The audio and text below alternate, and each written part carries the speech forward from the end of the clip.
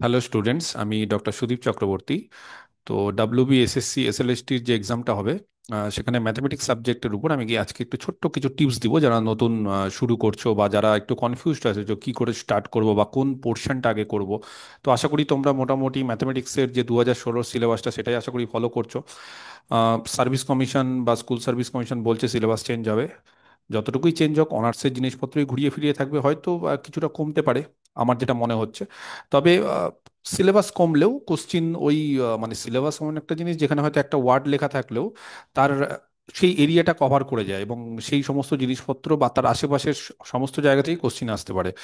তো যারা একদম নতুনভাবে শুরু করছো বা অনেকেই আছে যারা বিএসসি করার পর অন্য লাইনে চলে গেছিলে বা ভুলে গেছো, বা বিশেষ করে অনেকেই আছে যারা স্যার আমরা ডিটাচ হয়ে গেছি, কম্পিটিটিভ লাইনে চলে গেছি, তাহলে শুরুটা করব কি করে? এই শুরু করাটাই হচ্ছে আসল কাজ। মানে অনেকেই বুঝতে পারছো যে বিশেষ করে মেয়েদের অনেক ফোন আসছে আমার, যে স্যার ফিমেল সিটটা অনেকটাই আছে।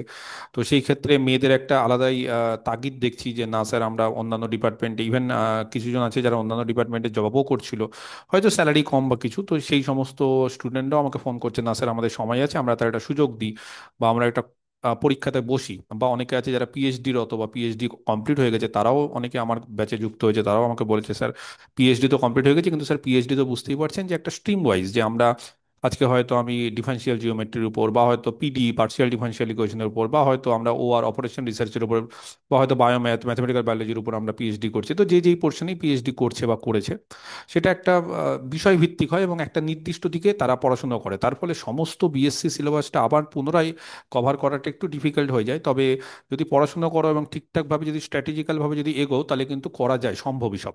এবং আশা করি এখন আমি যে ভিডিওটা বানাচ্ছি সেটা ওবিসির একটা কেস যেটা চলছে রাজ্য সরকারের, এবং তারপর সেটা স্টে অর্ডার এসছে, তার ফলে ফর্ম ফিল আপের কী হবে আমি এখনো বলতে পারছি না। আমাকে অনেকেই জিজ্ঞেস করছে যে স্যার ফর্ম ফিল আপ কি তাহলে পিছিয়ে যাবে বা কি হবে? এখনো কোনো অফিসিয়াল তো কোনো নোটিফিকেশন দেয়নি, তার ফলে আমার কোনো কমেন্ট করা উচিত না। আর দ্বিতীয়ত হচ্ছে স্যার, তাহলে কি পরীক্ষাটা আবার পিছিয়ে যাবে? খুব তাড়াতাড়ি পরীক্ষা হওয়ার সম্ভাবনা আমি প্রথম থেকেই বলছি যে একটু কমই আছে। কারণ সবকিছু ঠিকঠাক চললেও যেহেতু অনেক পরীক্ষার্থী পরীক্ষা দেবে, তার ফলে এত তাড়াতাড়ি পরীক্ষা হওয়া কিন্তু একটু টাফ, এখন বলা যায় না। তবে আমি মনে করছি যে একটু পিছলেও পিছাতে পারে, এবং তার ফলে তোমরা কিন্তু শুধুমাত্র যে 3 মাস সময় হাতে পাচ্ছ বলে অনেকেই ভাবছো যে স্যার আর 3 মাসে কি হবে, শুরু করো 3 মাসে, এবং তারপর দেখো আরেকটু হয়তো সময় পাবে, তখন হয়তো নিজেরাই আফসোস করবে স্যার যে সময়টা হয়তো 5-6 মাস পাচ্ছিলাম, বা হয়তো আরো 2-3 মাস পরে পরীক্ষাটা হচ্ছে, সেটা হয়তো সময়টা পেলাম না, এই 3 মাস স্যার লস করে ফেললাম। তো এটা যাতে না হয়, তার ফলে এখন থেকে শুরু করো, এবং আমি যেভাবে বলছি সেইভাবে যদি শুরু করতে পারো, তাহলে অনেকটাই হয়তো তোমরা এগোতে পারবে ঠিক মতো। যেমন আমি টোটাল সিলেবাসটা তো তোমরা জানোই, আমি সেটা নিয়েও খুব একটা আলোচনা করতে চাইছি না। আমরা যেটা আলোচনা করতে চাইছি আজকে সেটা হচ্ছে যে আমাদের এসএসসির 9-10-এর ক্ষেত্রে, বিশেষ করে 11-12-এর ছেলেমেয়েরা যারা পরীক্ষা দিবে তারা অনেক কিছুই সম্পূর্ণ জানে এবং তারা সবকিছুতেই প্রস্তুত আশা করি। তো 9-10-এর ক্ষেত্রে আমাদের WBSSC এসএলএসটি যে ম্যাথমেটিক্স, সেখানে আমি যেই বিষয়টা নিয়ে আজকে আলোচনা করতে চাইছি সেটা হচ্ছে আমাদের অ্যাবস্ট্রাক্ট আর লিনিয়ার অ্যালজেব্রা, মানে যেটাকে আমাদের হায়ার অ্যালজেব্রা বা মডার্ন অ্যালজেব্রা বলা হয়, ঠিক আছে? তো টোটাল অ্যালজেব্রার মধ্যে 3টে পোর্শন আছে। তার মধ্যে আমরা শুধুমাত্র মডার্ন অ্যালজেব্রা, ক্লাসিক্যালটা বাদ দিচ্ছি, এছাড়াও আরো অনেক অ্যালজেব্রা আছে যেগুলো আমাদের সিলেবাস নেই, যেমন বুলিয়ান অ্যালজেব্রা থেকে শুরু করে অনেক কিছুই আছে। তো এই মডার্ন অ্যালজেব্রা নর্মালি আমাদের দু প্রকার, বা আমাদের মেনলি আমরা দুটো অ্যালজেব্রা নিয়ে আলোচনা করছি। একটা হচ্ছে আমাদের অ্যাবস্ট্রাক্ট অ্যালজেব্রা, অ্যাবস্ট্রাক্ট অ্যালজেব্রা, হ্যাঁ, এইটা একটা ইম্পর্টেন্ট পোর্শন। আর আরেকটা হচ্ছে লিনিয়ার অ্যালজেব্রা। আমি এই দুটো পোর্শনকে খুব গুরুত্ব দিচ্ছি এইবার WBSSC SLST ম্যাথমেটিক্সের 9-10 এবং 11-12-এর দুটো পরীক্ষার ক্ষেত্রে। এবার যদি তোমরা কোশ্চিন করো যে স্যার কেন এত গুরুত্ব দিচ্ছেন, এক তো দুটো পোর্শন থেকে কোশ্চিন আসবে, কারণ প্রত্যেকটা পোর্শন থেকেই কোশ্চিন আসছে বা আসবেই। কিন্তু সব থেকে বড় ব্যাপার হচ্ছে অ্যাবস্ট্রাক্ট অ্যালজেব্রা সিলেবাসটা যদি আমি একটু ভেঙে বলি তোমাদেরকে, যারা জানো না বা যারা জানো তারা বুঝতেও পারছো যে এই অ্যাবস্ট্রাক্ট অ্যালজেব্রার মধ্যে প্রথম যে পোর্শনটা আছে, এই টোটাল অ্যাবস্ট্রাক্ট অ্যালজেব্রা 3টে ভাগে বিভক্ত। একটা হচ্ছে সেট, রিলেশন আর ম্যাপিং।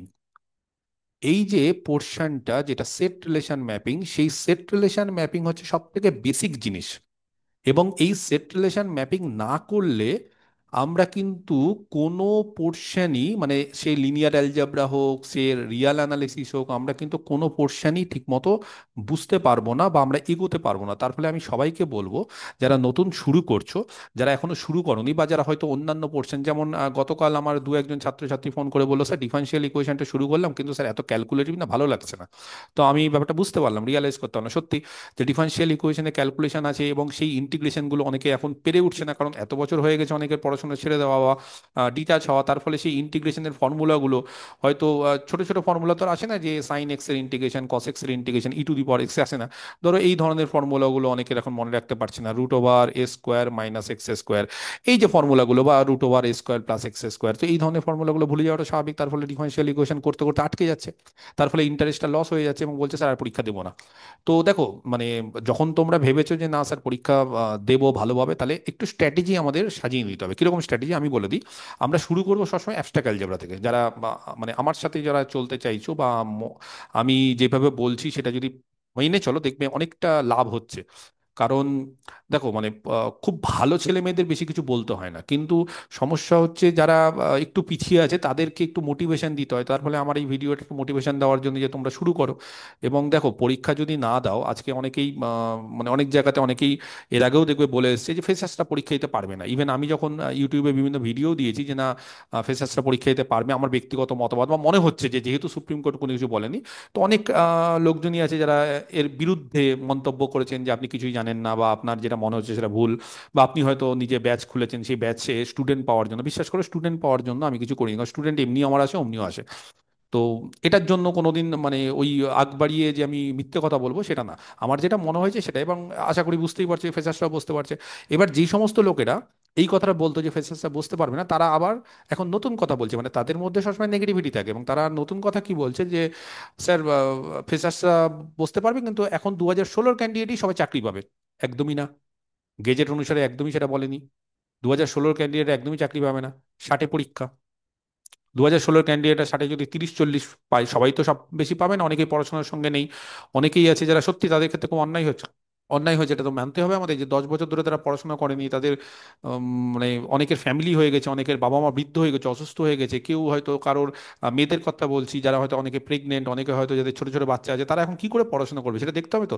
তার ফলে তারা যে একদম 100% যেই ইয়ং বয়সে, যেই বা চাকরি পাওয়ার আগে যেই তাদের ইচ্ছে শক্তি বা যেই পড়াশোনার প্রতি যে নেশাটা ছিল, সেটা তো এখন অনেকটা কমেছে। এখন তারা চাকরির তাগিদে করছে, কিন্তু তারা 10 বছর আগে ভালোবেসে করতো, বা তাদেরকে আরো মানে মানে দ্বিগুণ ইচ্ছে শক্তি তাদের ছিল, বা তাদের পড়াশোনার লেভেলটা ছিল। এবং যত বয়স যাচ্ছে তত কি যে আগের জিনিসপত্র ভুলে গেছে। তার মানে নতুন ভাবে হঠাৎ করে 3-4 মাস আগে তারা জানতো না তারা পরীক্ষা দেবে কি দেবে না, হঠাৎ করে এখন তাদেরকে বলছে পরীক্ষা দিতে হবে, একটা হিউজ বড় বিএসসি সিলেবাস যেটা তারা এখন পড়ান না।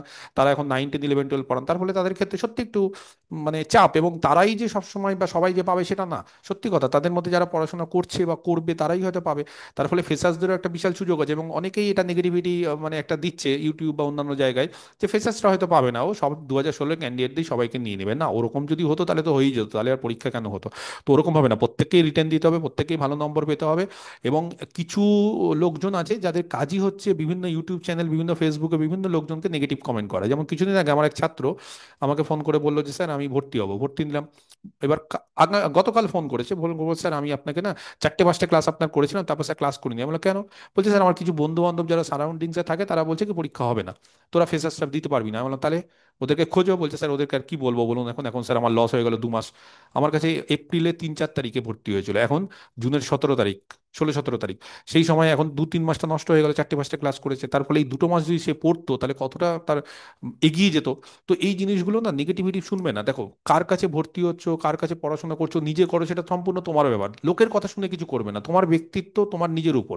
তুমি যদি মনে করো যে না অমুক স্যার ভালো পড়াচ্ছেন, অমুক স্যারের কাছে ঢোকো, আমি সব সাবজেক্টের কথা বলছি, তুমি তার ইউটিউব চ্যানেলে দেখো, তুমি তার লেকচার দেখো, তুমি দেখো যে তার লেকচার তার পছন্দ, তোমার পছন্দ হচ্ছে কিনা, উনি কি বলছেন, উনি কি বেশি মানে মানে সব সাবজেক্ট, মানে যেটা যেটা কোর্সে আছে সেগুলো পড়াচ্ছেন কিনা, না অল্প কিছু বলেই ছেড়ে দিচ্ছেন। তো এই ধরনের জিনিসগুলো তোমাকে দেখতে হবে, উনি প্রপারলি গাইড করছেন কিনা, উনি পজিটিভ এনার্জি দিয়ে বা পজিটিভ কথাবার্তা বলছেন কিনা।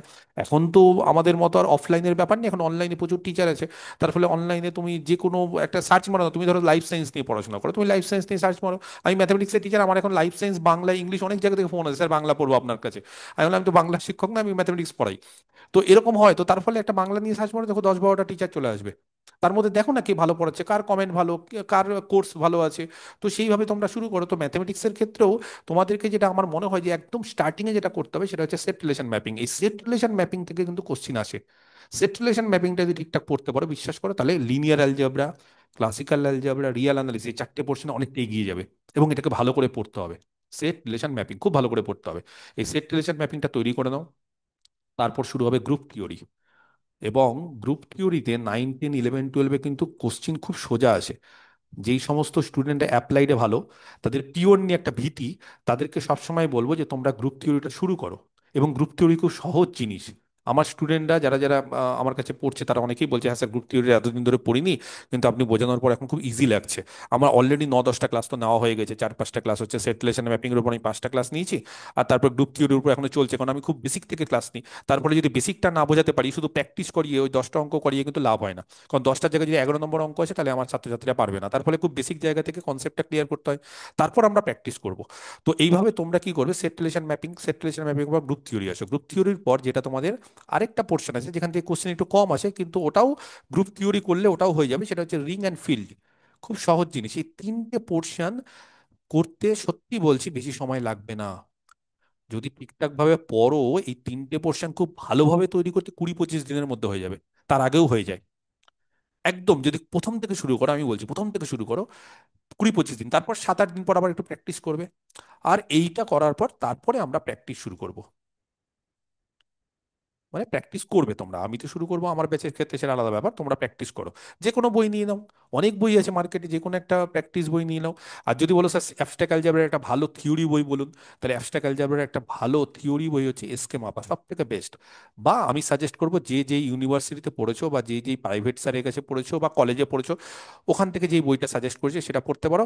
আদারওয়াইজ যদি বলো যে না স্যার আমি বিএসসির সময় নোট পড়েছি, আমি তো স্যার কিছুই মনে নেই, কোথায় নোট হারিয়ে গেছে জানি না, তারা এসকে মাপা এই বইটা ফলো করতে পারো। আর আদারওয়াইজ যে কোনো একটা স্যারের লেকচার দেখে, ভিডিও কোর্স কিনে দেখতে পারো, যদি খুব বেসিক থেকে উনি পড়ান তাহলে সেটা করতে পারো, ঠিক আছে। এই হচ্ছে আমাদের abstract algebra. Abstract algebra set relation ম্যাপিংটা শুরু করো, ভালো লাগবে। সেট খুব সহজ জিনিস, 11-12-এ আছে। তারপর রিলেশন, এটাও 11-12-এ আছে। ইভেন ম্যাপিংও 11-12-এ আছে। তবে ম্যাপিং এর ক্ষেত্রে ইম্পর্টেন্ট যেটা, সেটা হচ্ছে ইনজেক্টিভ আর সাবজেক্টিভ ম্যাপিং, এই জিনিসটা ভালো করে পড়তে হবে, হ্যাঁ। এবং 9-10-এর সিলেবাসের ক্ষেত্রে যদিও ইকুইভ্যালেন্স রিলেশন উল্লেখ করেনি, কিন্তু কোশ্চিন আসে, সেই কারণে রিলেশনের ক্ষেত্রে ইকুইভ্যালেন্স রিলেশন, এই জিনিসটা খুব ইম্পর্টেন্ট। ইকুইভ্যালেন্স রিলেশন 3 ভাগে বিভক্ত, বা ইকুইভ্যালেন্স রিলেশন হতে গেলে তিনটে রিলেশন হতে হয়, একটা হচ্ছে রিফ্লেক্সিভ, একটা সিমেট্রিক, একটা ট্রানজিটিভ। এই ধরনের জিনিসগুলো পড়তে হবে ভালো করে। কতগুলো রিফ্লেক্সিভ রিলেশন হতে পারে, কতগুলো সিমেট্রিক রিলেশন হতে পারে, কতগুলো ইনজেক্টিভ ম্যাপিং, কতগুলো নর্মাল ম্যাপিং, কতগুলো সাবজেক্টিভ, কতগুলো বাইজেক্টিভ, এই ধরনের কোশ্চেনগুলো কিন্তু খুব আসে এমসিকিউ। তো এগুলো আমরা থিওরি পড়ে নিবে, তারপরে এগুলো পড়বে। আচ্ছা, গ্রুপ থিওরি, গ্রুপের ক্ষেত্রে কি কি পড়বে? গ্রুপ থিওরির ক্ষেত্রে গ্রুপের ডেফিনেশন দিয়ে শুরু করো। কতগুলো গ্রুপ আছে সেগুলোর এক্সাম্পল, যদিও গ্রুপ প্রচুর আছে কিন্তু তার কিছু এক্সাম্পল নাও।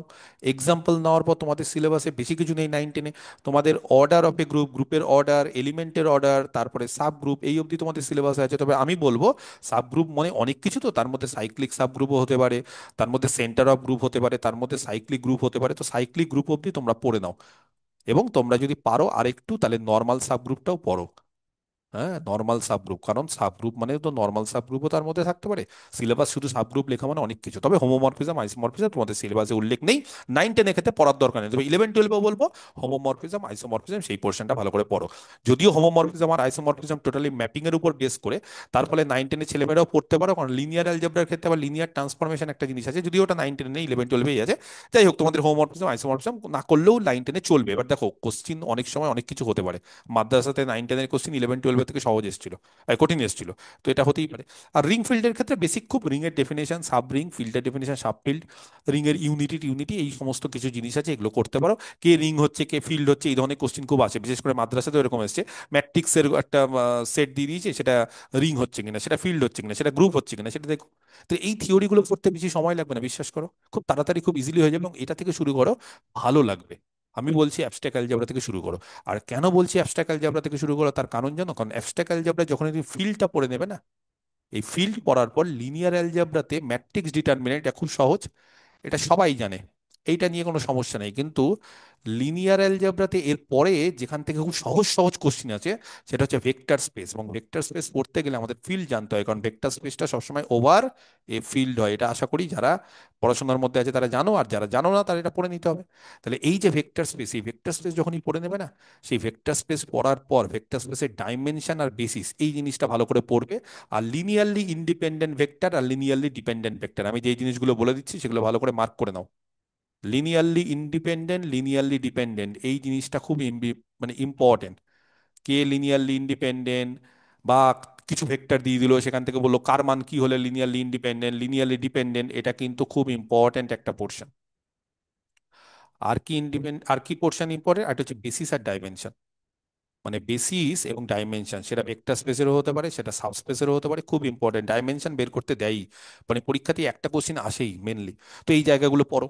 নেক্সট যেটা, সেটা হচ্ছে আইগেন ভ্যালু, আইগেন ভেক্টর, খুব ইম্পর্টেন্ট। আইগেন ভ্যালু কার, কোন একটা ম্যাট্রিক্স দিয়ে দিবে কতগুলো আছে, আইগেন ভেক্টর কত আছে, বা আইগেন ভ্যালু কোন ম্যাট্রিক্সের কি হতে পারে, রিয়াল সিমেট্রিক ম্যাট্রিক্সের ক্ষেত্রে কি হতে পারে, স্কিউ সিমেট্রিকের ক্ষেত্রে কি হতে পারে, কারো ডিটারমিনেন্ট জিরো হলে আইগেন ভ্যালু কি হয়, আইগেন ভ্যালু প্রোডাক্ট কত হবে তার ডিটারমিনেন্ট, সাম কত হবে তার ট্রেস, এই ধরনের রিলেশনগুলো কিন্তু আমাদের জানতে হবে। এবং এই ধরনের রিলেশনগুলো যে কোনো বইতে পাবে, যে কোনো জায়গা থেকে পাবে। যদি বলো স্যার লিনিয়ার অ্যালজেব্রাটা ভালো বই বলুন, এই এসকে মাপা, এটাই হচ্ছে মডার্ন অ্যালজেব্রা, সব তার মধ্যে আছে। আর তাছাড়াও অনেক বই আছে, ফ্রেডবার্গ আছে, হফম্যান কুঞ্জ আছে, কিন্তু এখন ওই ধরনের বইগুলো দরকার নেই। কারণ এখন কঠিন কঠিন বই, ওগুলো পারবে না। যারা মনে করছে যে না স্যার ওগুলো পড়ে এসেছি, তারা পড়তে পারে, কোনো অসুবিধা নেই। এই একটা ইম্পর্টেন্ট পোর্শন। আর যারা 11-12 পোর্শন, সেখানে হচ্ছে আরো দু একটা চ্যাপ্টার আছে, বিশেষ করে linear transformation, inner product space. যদিও ইনার প্রোডাক্ট স্পেসটা অতটা ইম্পর্টেন্ট না, লিনিয়ার ট্রান্সফরমেশনটা পড়তে হবে, কারণ লিনিয়ার ট্রান্সফরমেশনে কার্নেল, কাটটি, ইমেজটি, এই ধরনের জিনিসগুলো খুব আসে। ঠিক আছে, তো এই হচ্ছে ব্যাপার। এবার 11-12 ক্ষেত্রে এক্সট্রা কি আছে আমি একটু বলে দিই। 11-12 ক্ষেত্রে এই অ্যাবস্ট্রাক্ট অ্যালজেব্রার ক্ষেত্রে এক্সট্রা যেটা আছে সেটা হচ্ছে হোমোমরফিজম অ্যান্ড আইসোমরফিজম। 9-10 ক্ষেত্রে এটা নেই। এখন নতুন সিলেবাসে কি হবে আমি সত্যিই বলতে পারবো না, কারণ সিলেবাস তারা বলছে চেঞ্জ হবে, হয়তো আরো সোজা করে দিবে, বা আরো হয়তো জিনিসপত্র কমিয়ে দিবে। আর লিনিয়ার অ্যালজেব্রার ক্ষেত্রে আছে লিনিয়ার ট্রান্সফরমেশন, লিনিয়ার ট্রান্সফরমেশন আর ইনার প্রোডাক্ট স্পেস। ও, আরেকটা জিনিস আছে আমি একটু বলতে ভুলে গেছি, সেটা হচ্ছে সিস্টেম অফ ইকুয়েশন, এটা খুব আছে।